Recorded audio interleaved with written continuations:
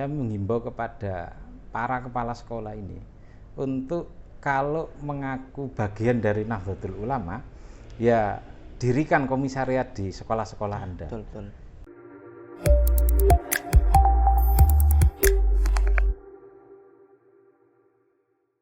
Assalamualaikum warahmatullahi wabarakatuh. Waalaikumsalam warahmatullahi wabarakatuh. Selamat siang teman-teman, rekan-rekan dan seluruh penonton.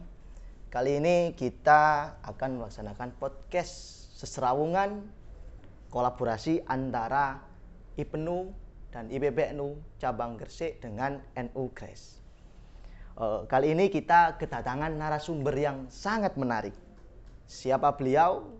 Beliau adalah Cak Imron Rosadi, pernah menjadi ketua PC IPNU Gresik pada tahun 2008 sampai 2010.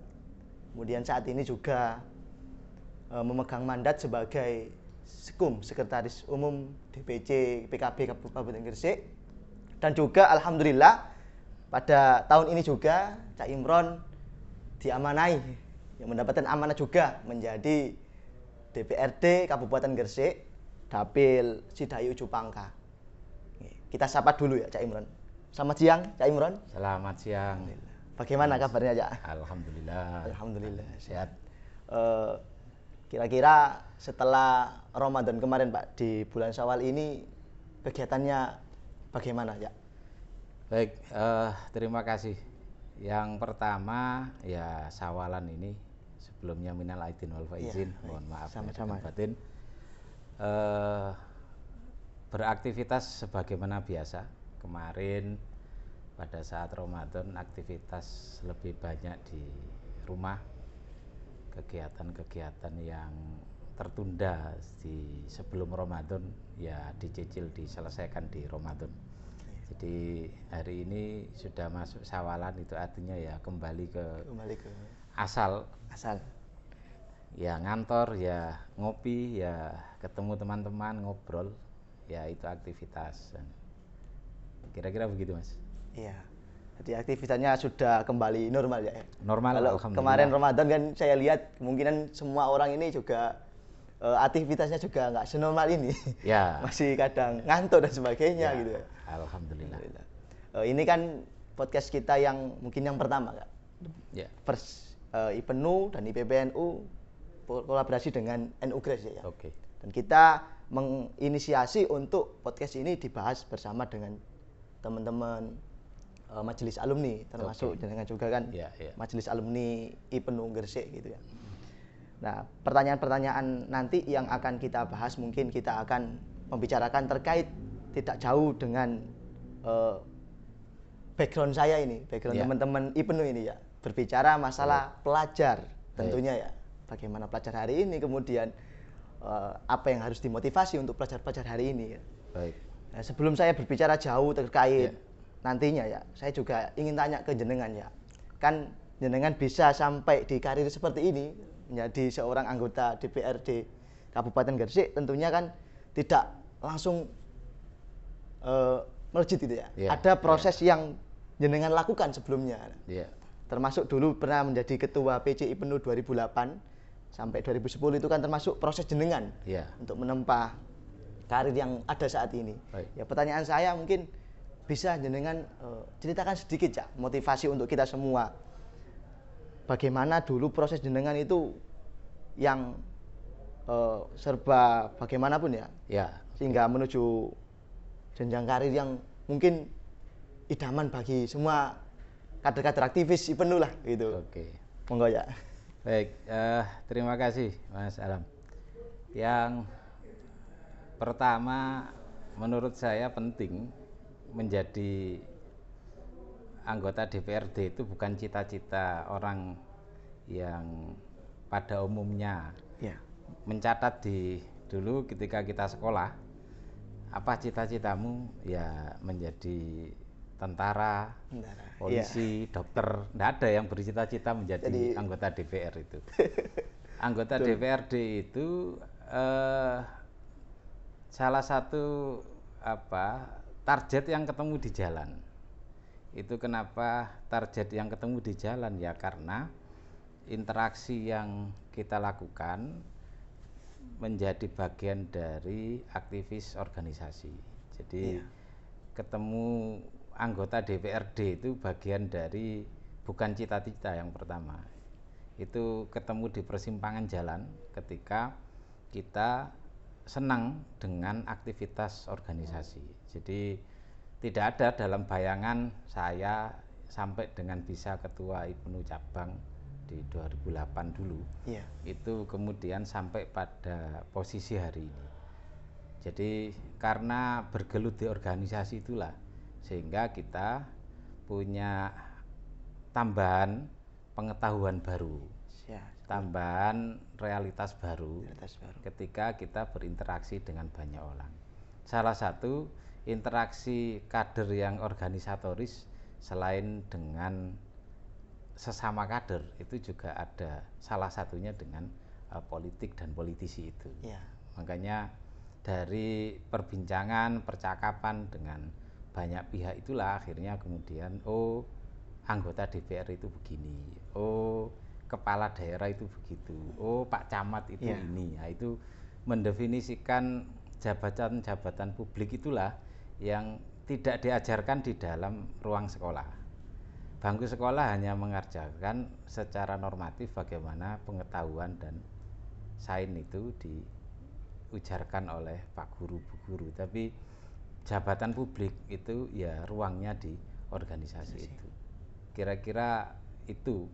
Terus kemudian ya bisa sampai posisi hari ini tadi Mas Alam sebutkan sekretaris partai di PKB. Itu ya bagian dari bagaimana interaksi terus-menerus saja. Ternyata orang mengenal sosok Imron ini mungkin ya karena ketua cabangnya. Kalau tidak ada nama besar IPNU mungkin di Gresik ini siapa kenal. Anaknya tokoh bukan, tapi ya barokah dari hidup mengorganisir IPNU itu kemudian dikenal banyak orang. Jadi penting adik-adik yang masih hari ini memakai alma mater IPNU kayak Mas Alam ini, itu penting untuk meyakini bahwa setiap yang kita lakukan di organisasi ini sesungguhnya sedang dilihat oleh jutaan pasang mata.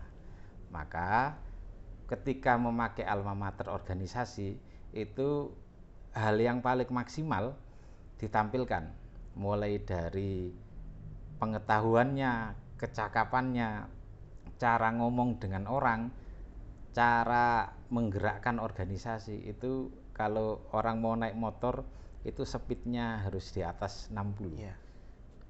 Yakinlah bahwa semua aktivitas apapun dan sekecil apapun aktivitas organisasi yang dilakukan oleh teman-teman semua itu ada impactnya.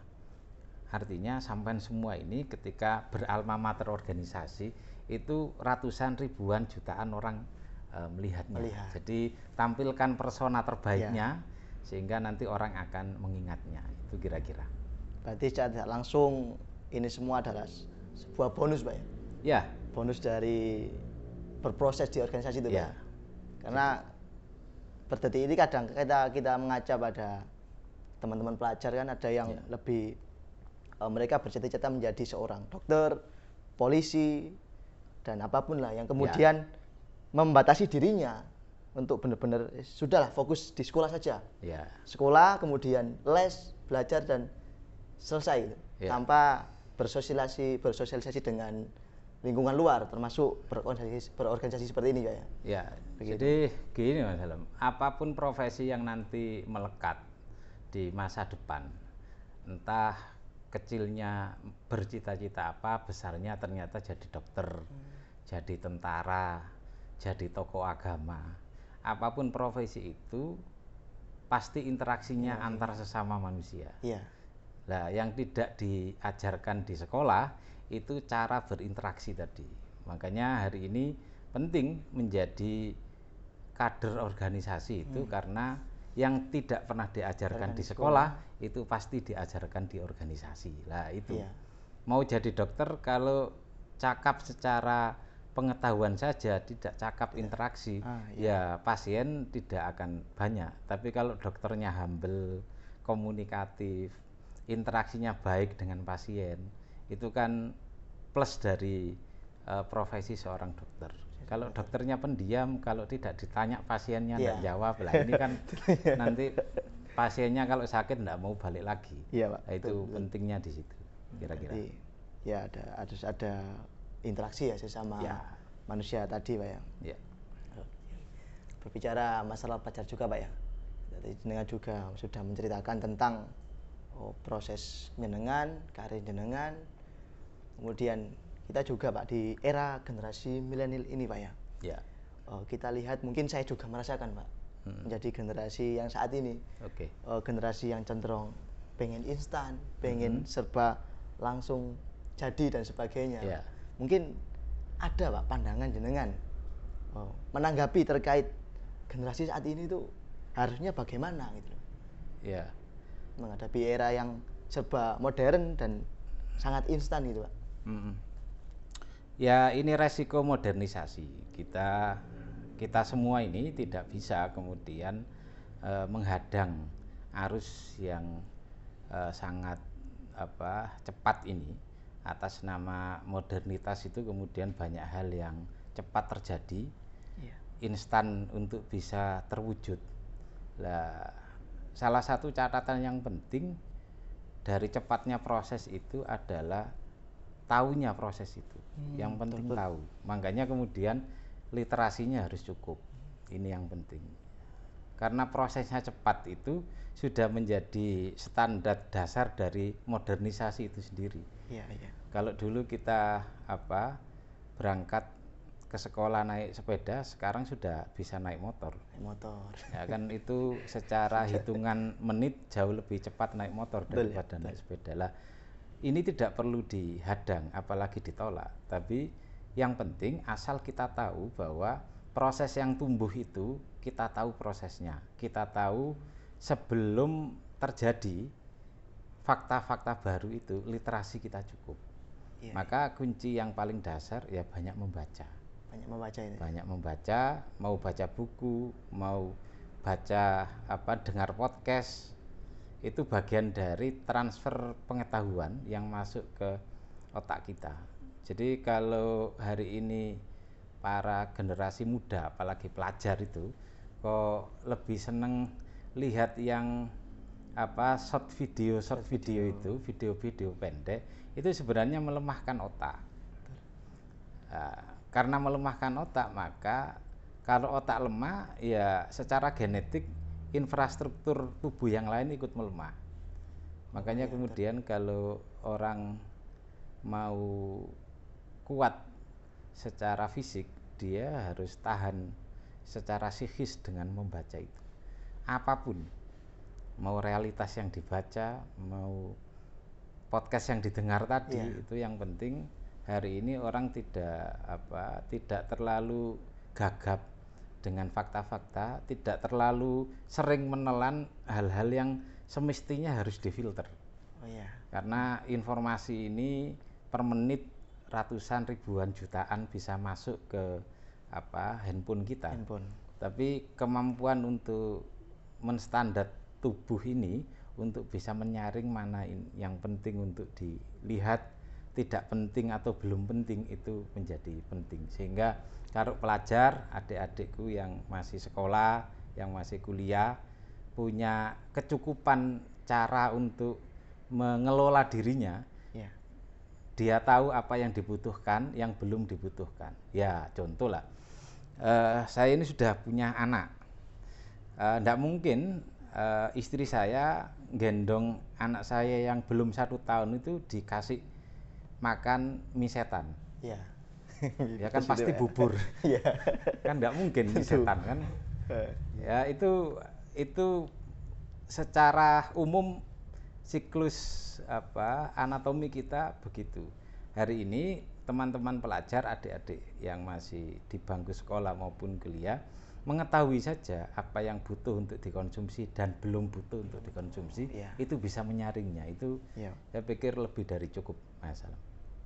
Berarti ya tentunya kita juga harus menyadari juga Pak ya. Ya, Melihat tantangan modernitas zaman sekarang ini yang serba instan kemudian serba cepat. ya, Kata kita yang tadi juga sampaikan bahwa saya juga merasakan juga Pak. Sebagai pelajar kadang menganggap ketika kita belajar kita cukup di HP saja itu selesai. ya, Dan di HP pun itu yang kita rasakan cuman sekilas inti dari apa yang disampaikan itu. ya, Menganggap ketika kita sudah melihat itu kita menganggap sudah merasa paling sudah cukup gitu. ya. Kita sudah tahu gitu. Padahal kita belum bisa benar-benar menyaring Pak ya. Betul. Yang tidak bisa ini Mas Alam, yang tidak bisa digantikan oleh teknologi itu adalah saling bertransfer energi. Itu. Makanya kemudian orang belajar harus ada gurunya, sekalipun hari ini bisa dari Bisa Google. dari Google. Tapi Google itu platform sosial media. Iya, betul. Itu bikinan manusia yang secara modern hari ini disuguhkan. Iya. Tapi itu tidak menggantikan peran seorang guru, peran seorang pembimbing. Karena tidak terjadi antara Google dengan teman-teman. Ya. Itu tidak terjadi transfer energi tadi. Karena itu mesin, sementara kita ini manusia dalam tubuh kita itu kalau energi positif yang kita tampilkan itu yang menerima juga akan merasakan energi positif yang kita tampilkan. Makanya mindset itu penting untuk dibangun, bahwa kita berpikir secara terbuka dan produktif, berpikir secara baik dan benar, berperilaku secara baik, tindak tanduk, atau kalau dulu di pelajaran madrasah itu ada mata pelajaran akidah akhlak. Ya. Karena attitude itu akan kalau dalam tradisi tasawuf akan menyemburkan energi positif. Itu yang penting. Makanya Google selamanya tidak bisa menggantikan peran guru kiai itu. Ya. Makanya santrinya Mbah Google itu hati-hati. Itu hati-hati. Betul. Anda akan tersesat di ruang teknologi itu kira-kira. Tidak ada yang persona Google itu tidak ada instrumen positif negatif. Dia hanya mesin yang dijalankan oleh rumus algoritma tertentu yang itu tidak ada hati dan perasaannya, itu kira-kira. Itu masalah. Berarti termasuk di madrasah ini kan ada guru juga Pak ya. Artinya kan membatasi artinya. Maksudnya membatasi dari hal-hal yang negatif yang kita lihat saat ini di Google dan media sosial lainnya gitu ya. Ya. Artinya secara rohaninya kita itu nyatu gitu Pak ya. Kalau dengan perbedaannya dengan diajarkan guru berbeda dengan yang kita lihat di Google itu ya. Ya, karena dalam tradisi Islam misalnya ada kutipan makalah lisanul hal afsahu min lisanil maqal. Jadi perilaku kegiatan motorik itu kalau dilihat oleh siswa, pelajar, santri itu jauh lebih baik daripada bahasa verbal yang disampaikan. Lah, Google itu menyampaikan tidak ada noise-nya. Tidak ada percakapan yang terjadi. Sekalipun hari ini ada AI, masih dalam koridor bisa interaksi dua arah, tapi itu pun tidak menggantikan peran guru, pembimbing, rohaniawan itu tadi. Karena ya attitude itu diajarkan, tidak bisa di copy paste. Iya, betul. Iya, anaknya kambing akan jadi kambing. Betul. Pasti itu. Tapi anaknya pengusaha belum tentu jadi pengusaha. Karena peristiwa dan fakta itu akan mengiringi, kira-kira begitu. Nah, itu harus diajarkan, dibimbing. Sekali lagi berorganisasilah, karena itu penting. Masuk ilmu yang tidak kita dapatkan di sekolah itu. Ya, itu pentingnya di situ. Pertanyaan selanjutnya aja. Ya, kita ini kan hidup di lingkungan Kabupaten Gresik ya. Ya. Nah, mungkin saya juga akan menanyakan terkait peluang dan tantangan yang kita bagi pelajar ini ya, terlebih di Kabupaten Gresik. Mungkin menurut perspektif jenengan itu bagaimana peluang pelajar dan tantangan yang harus kita hadapi saat ini. Ya, baik. Yang pertama, Kabupaten Gresik ini termasuk bagian dari penyangga ibu kota Jawa Timur, Surabaya. Jadi makanya dalam beberapa penyebutan itu ini disebut Surabaya Raya. Jadi ada Gresik, Sidoarjo, Surabaya, itu jadi satu ekosistem ini, teritori. Di situ melekat satu ruang transformasi yang besar yang bernama industri. Nah, ini yang kemudian harus bukan sekedar diwaspadai, tapi juga dilakukan adaptasi secara cepat. Termasuk IPNU sebagai organisasi keterpelajaran itu. Ya. Jadi IPNU kalau ada di ruang lingkup kabupaten di mana industrinya tumbuh meningkat, itu juga tadi yang disebut Mas Alam, peluang dan tantangannya pasti ada. Ya, nah, yang pertama tantangannya saja, kalau peluangnya nanti bisa kita di ujung. Tantangannya hari ini pelajar akan pasti di alam bawah sadarnya kalau melihat pabrik saya ingin bekerja di situ. Nah, ya, mindsetnya ke situ. Mindsetnya, nah mesti lari ke situ. Tapi tidak kemudian berpikir begini, bagaimana saya bisa punya skill untuk bekerja di situ. Ya. Jadi yang ditinggal itu bahwa tidak semua pelajar atau kemudian tempat belajar menyediakan seperangkat pengetahuan yang cukup yang itu sinergis dengan kebutuhan industri. Ya. Makanya kemudian hari ini tantangannya, apalagi IPNU ini bagian dari Badan Otonom Nahdlatul Ulama, di mana pangsa pasar kader IPNU ya ada di madrasah-madrasah itu. Nah, bagaimana mulai dari madrasah ibtidaiyah sampai madrasah aliyah itu soft skill yang bernama attitude tadi melekat. Jangan lupa, kenapa kok kita tidak bisa berdampingan atau bersaing dengan SMK kalau madrasah aliyah itu. SMK itu mengajarkan soft skill, tapi attitude itu belum tentu diajarkan di SMK. Iya, betul. Makanya orang disiplin untuk kalau jam 7 masuk, setengah 7 sudah di tempat kerja itu tidak diajarkan. Makanya selain punya soft skill, dia punya attitude yang bagus. Akhlak yang baik itulah yang kemudian jadi bidang garap IPNU yang fundamental. Mau dia jadi pegawai pabrik, mau dia jadi dokter, kalau disiplin ya disiplin saja. Ya. Bertanggung jawab ya bertanggung jawab saja. Itu yang penting. Makanya kemudian tantangannya hari ini tidak usah minder kader-kader IPNU yang hari ini membimbing adik-adiknya di madrasah aliyah, di madrasah sanawiyah.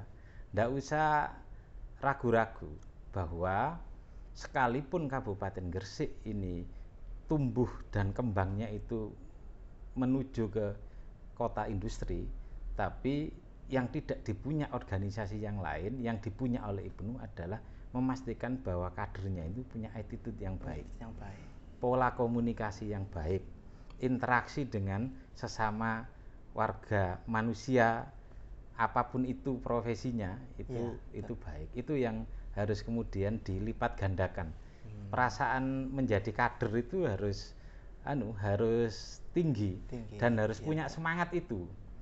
Kalau kita tidak punya semangat itu, ya tidak ada yang mau ngurus organisasi. Betul.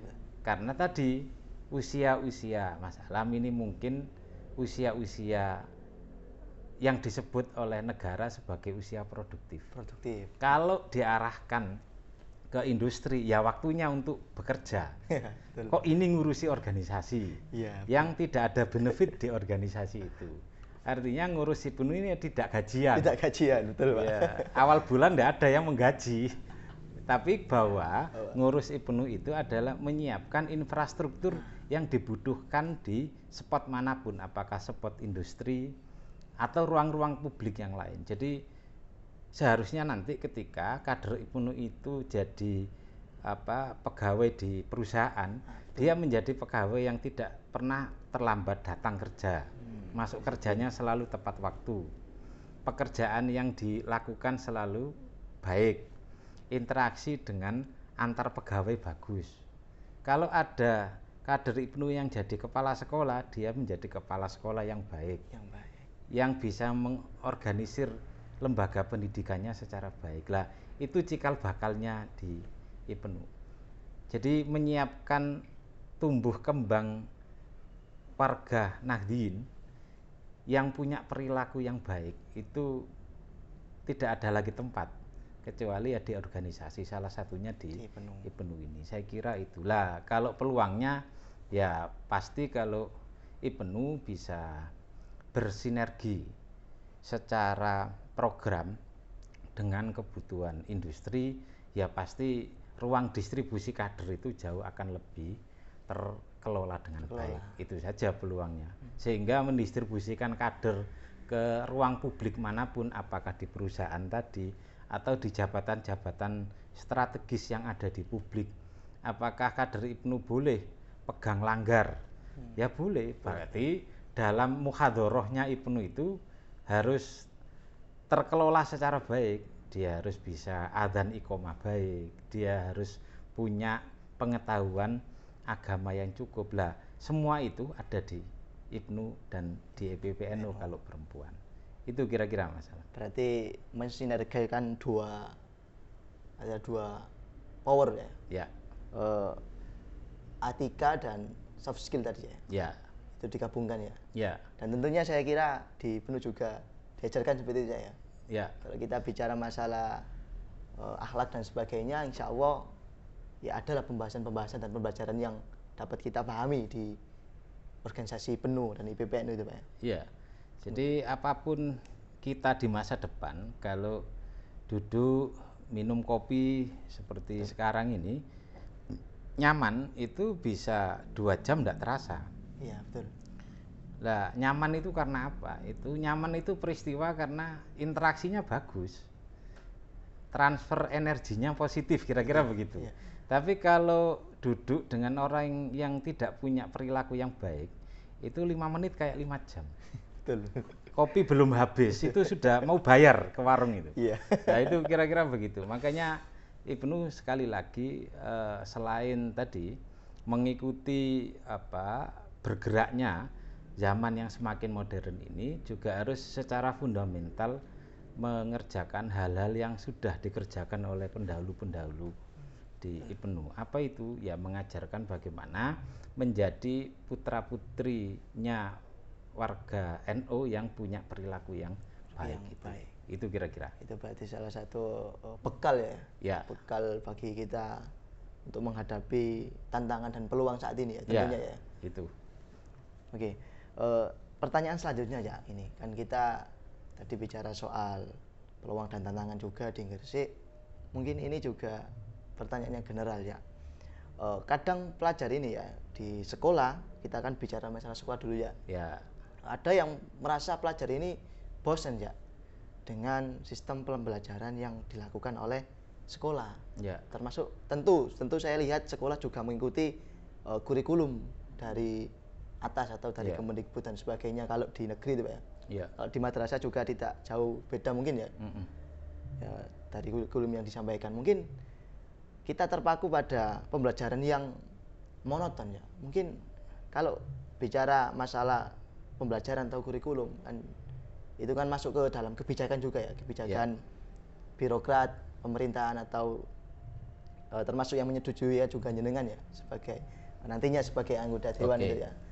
Apa mungkin ada tanggapan atau motivasi masukan dari jenengan ya terkait bagaimana pembelajaran yang pas dan cocok gitu ya.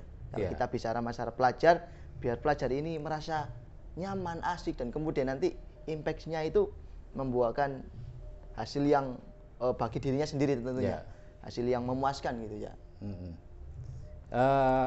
Sebelum saya jawab Mas Alan, saya menghimbau dulu lah kepada kepala-kepala sekolah, pemilik yayasan madrasah, mulai dari ibtidaiyah, sanawiyah, aliyah, sederajat yang di bawah naungan Nahdlatul Ulama. Ini penting untuk kita renungkan bersama bahwa jangan ditolak ketika ada IPNU masuk ke sekolah. Ini penting. Betul. Itu yang penting. Karena IPNU ini bukan organisasi terlalang. IPNU bukan organisasi yang tidak konstitusional. Jadi jangan dilarang alma mater IPNU masuk ke sekolah, ini penting. Karena yang saya lihat masih sering terjadi orang mempertanyakan apa pentingnya IPNU di sekolah-sekolah. IPNU itu melengkapi yang tidak dipunya oleh sekolah itu. Apa? Sekolah kepemimpinan. Sekolah kepemimpinan, leadership. Jadi leadership dan knowledge terkait dengan leadership itu ada di IPNU. Apa artinya kita punya nilai akademik yang baik dan terbaik kalau dia tidak kemudian bisa hadir di ruang publik secara baik. Bisa hadir di ruang publik itu bukan diajarkan di sekolah, tapi itu perilaku organisatoris. Betul. Saya mencontohkan anak yang kutu buku itu jarang punya teman. Mungkin dia punya nilai akademik yang baik, tapi interaksi sosialnya belum tentu baik.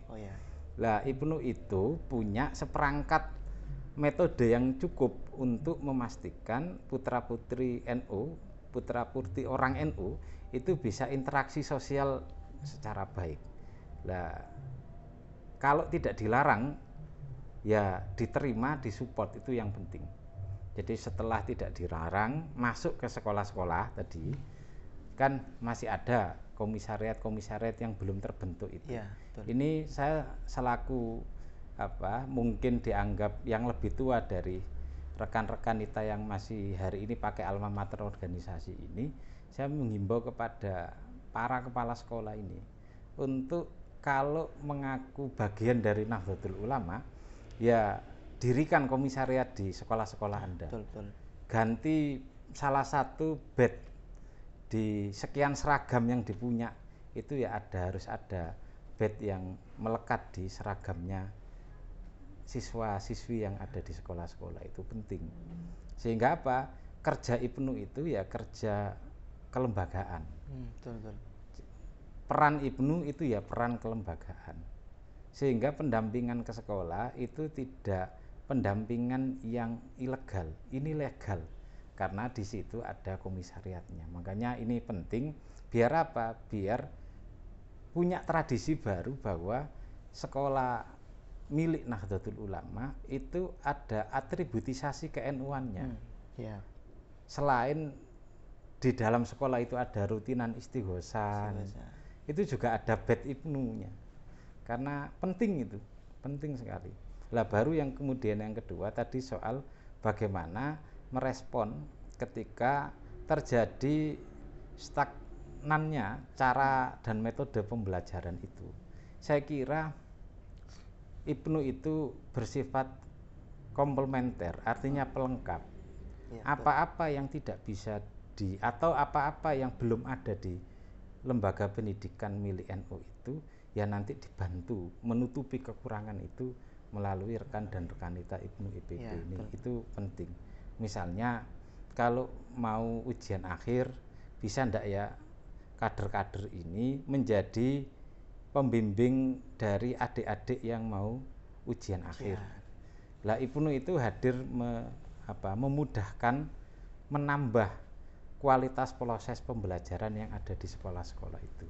Jadi selain tadi saya menyeru kepada kepala-kepala sekolah, juga saya menghimbau kepada kader-kader yang hari ini masih pakai jas alma mater organisasi ini untuk juga mengupgrade skill.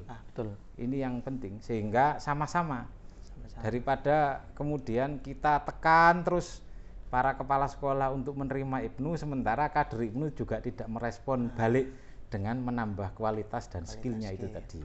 Saya kira ini kerja dua arah, karena penting apapun yang nanti dilakukan oleh IPNU, mau jadi apapun pada akhirnya setelah purna di IPNU, tapi yang memorable di organisasi itu satu, bahwa kita pada suatu saat dalam posisi apapun kita mesti akan jadi pemimpin.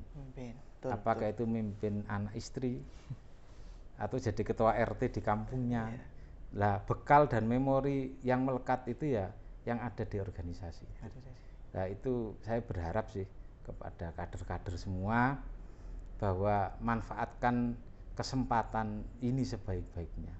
Jadi sedikit sekali di antara mungkin teman sebaya Mas Alam yang merasakan bisa memakai jas alma mater organisasi. Iya. Di saat teman-teman yang lain sudah berangkat bekerja, lah sampean berangkat keluar rumah untuk berorganisasi.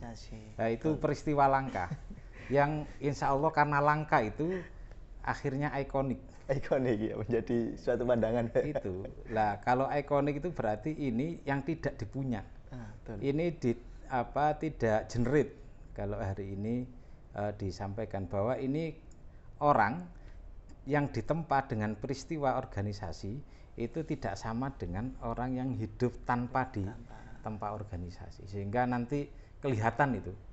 Misalnya orang yang jarang ditempa atau tidak bisa menerima organisasi itu secara baik. Contoh paling sederhana lah, ketika di kampung ada kerja bakti, itu pada saat yang lain ikut kerja bakti mungkin ada yang tidur, ada yang keluar, ada yang itu empati untuk sama-sama berinteraksi dengan banyak orang itu ndak banyak yang.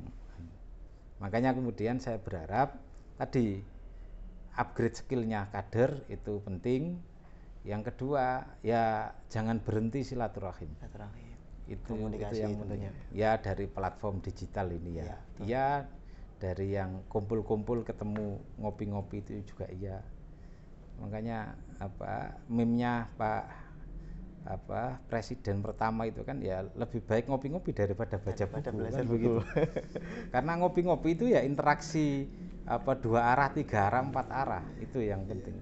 Itu kira-kira rekan Alam. Berarti kalau kita ulas lagi Pak terkait tadi keresahannya pelajar ini terhadap pembelajaran di sekolah, kita selaku pimpinan cabang IPNU juga mungkin harus benar-benar menyiapkan diri juga Pak ya. Tidak hanya menerima keresahan, tapi kita harus memberikan sebuah memberikan sesuatu di sekolah tersebut Pak. Artinya kita datang gitu ya. Untuk memberikan refresh terhadap siswa-siswa yang mungkin pelajar yang menganggap kegiatan di sekolah kurang seru dan asik ya. Mungkin dengan datangnya IPNU memberikan refresh, memberikan suatu pembelajaran yang baru termasuk kepemimpinan dan sebagainya, itu akan menjadikan pelajar saat ini mungkin tidak menganggap pembelajaran di sekolah menjadi pembelajaran yang stagnan gitu Pak ya. Ya banyak hal lah ya yang kalau mau diangkat terkait dengan problem-problem pelajar hari ini. Ya yang umum di media misalnya banyaknya perundungan. Perundungan itu kan peristiwa motorik perilaku anak yang mengatakan bahwa melakukan itu adiktif. Jadi merundung temannya itu nagih. Lah ini kan kenapa kok bisa terjadi ya banyak faktor. Tapi rumusan dasarnya karena sedikitnya interaksi mungkin antar teman, mungkin antar anak dengan orang tua yang dibatasi oleh waktu tadi. Bisa jadi prototipe orang tua di rumah tidak cukup untuk bisa jadi contoh yang baik. Atau kemudian saking tidak atau jarang ngobrolnya dengan ibu bapaknya, akhirnya ngobrolnya dengan handphonenya. Nah yang dilihat itu ya hal-hal yang mungkin masih belum dibutuhkan untuk dikonsumsi. Tapi tadi yang saya sampaikan di depan, karena tidak mampu memfilternya otak pelajar itu, sehingga peristiwa itu dianggap peristiwa yang menyenangkan. Merundung temannya itu menimbulkan perasaan menyenangkan. Ini kan sudah sangat salah. Makanya kemudian IPNU sekali lagi membersamai adik-adik di sekolah itu penting. Dengan apa? Dengan uswatun hasanah, prototipe yang baik tadi. Jadi ternyata pakai jas alma mater itu lebih ganteng dan tambah cantik misalnya. Itu penting untuk ditanamkan. Pakai batik IPPNU dan kerudung itu akan menambah kecantikan sekian persen, itu sekian harus persen. ditanamkan sugesti itu. Biar Iya, apa? Biar organisasi ini tetap marketable. Dia punya pangsa pasarnya. Pasarnya. Siapa? Ya mereka yang ada di sekolah-sekolah itu. Daripada kemudian memakai atributisasi yang lain. Misalnya perundungan itu mesti tidak sendirian. Mengajak temannya yang lain.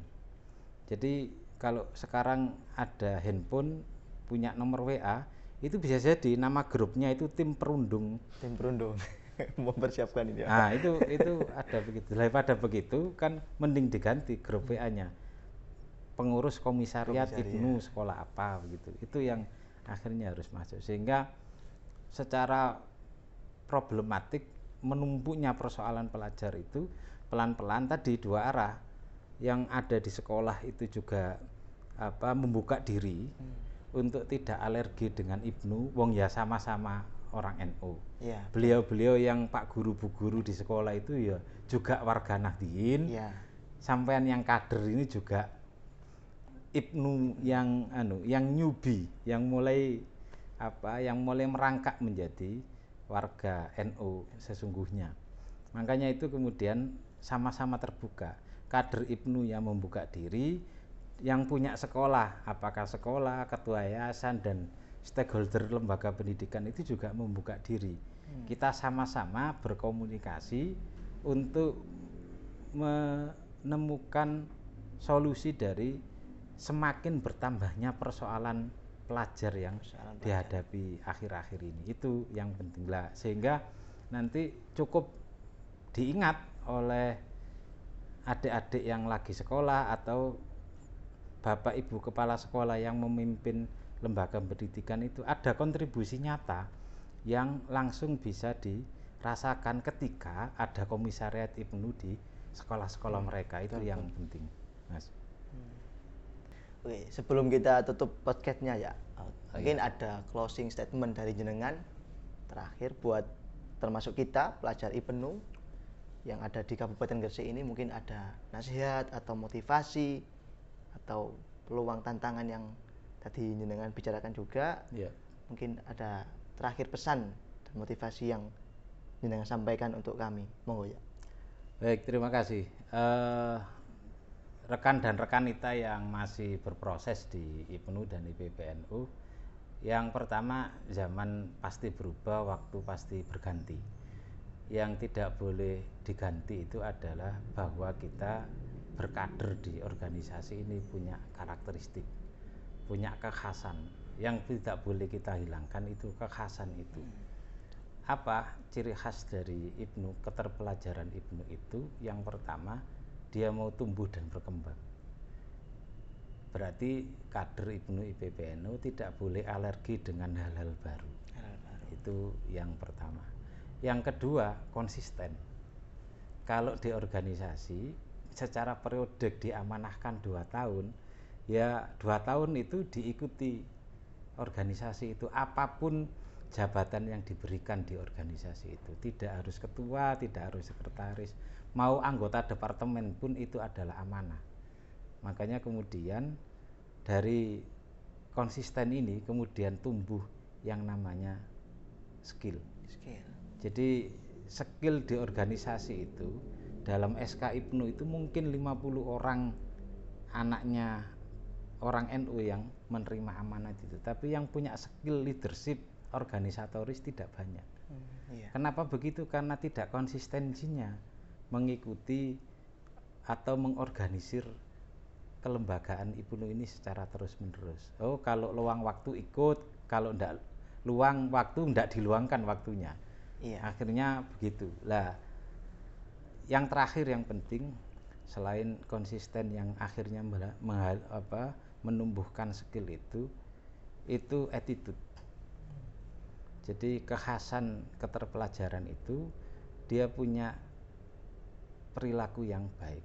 Apa standar minimal dari kader Ibnu IPP berperilaku baik? Itu dia mencontoh tokoh-tokoh yang hari ini sudah ada di Nahdlatul Ulama.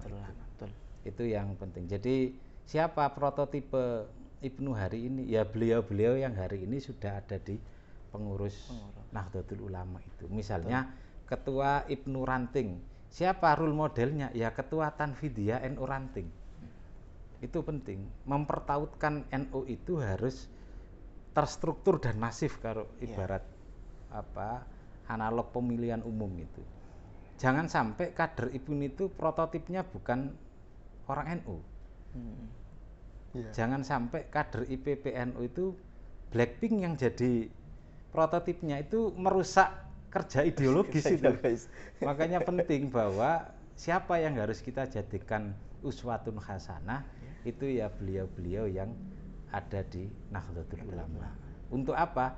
IPNU, NU-nya itu Nahdlatul Ulama. Maka mencari contoh baik itu carilah di orang terdekat di antara kita yang ada di Nahdlatul Ulama. Itu penting. Sehingga saya titipkan, ya mudah-mudahan kita semua, saya doakanlah Mas Alam dan teman-teman, rekan-rekan kita di pengurusan cabang IPNU IPPNU itu betah satu periode untuk terus-menerus membuka diri, belajar apapun, berinteraksi dengan siapapun, sehingga nanti ketemu skill leadership yang mumpuni, sehingga ketika purna dari organisasi itu bisa dijadikan bekal untuk menjalani hidup berikutnya. Saya kira itu Mas Alam. Matur nuwun. Terima kasih Cak Imron. Podcast kali ini mungkin mengganggu waktu jenengan tentunya. Tapi saya kira jenengan dengan legowo memberikan kami motivasi untuk kedepannya bagaimana berproses dengan baik dan sebagainya. Mungkin sekian dari kami Cak Imron. Matur nuwun, sembah nuwun. Terima kasih. Mungkin kita akan ketemu di lain episode dengan tema yang berbeda dan mungkin akan suasananya berbeda juga ya. Oke, sekian dari saya Irfin Alamsyah. Assalamualaikum warahmatullahi wabarakatuh. Waalaikumsalam warahmatullahi wabarakatuh.